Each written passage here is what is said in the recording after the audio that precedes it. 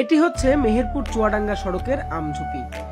মেহেরপুর যে আমের জেলা তা এই সড়কটিতে প্রবেশ করলেই বোঝা যায়।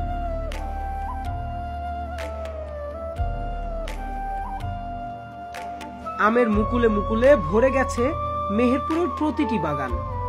এ যেন অন্য রকমের দৃশ্য, দেখলেই চোখ জুড়িয়ে যায়।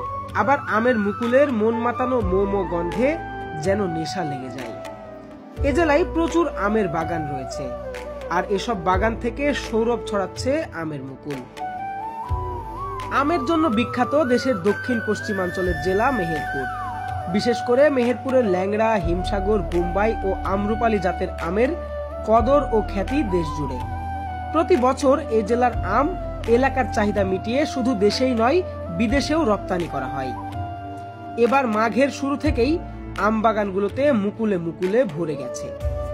আবহাওয়া ভালো থাকায় এবছর আমের বাম্পার ফলন হওয়ার আশা করছেন আম চাষি ও ব্যবসায়ীরা।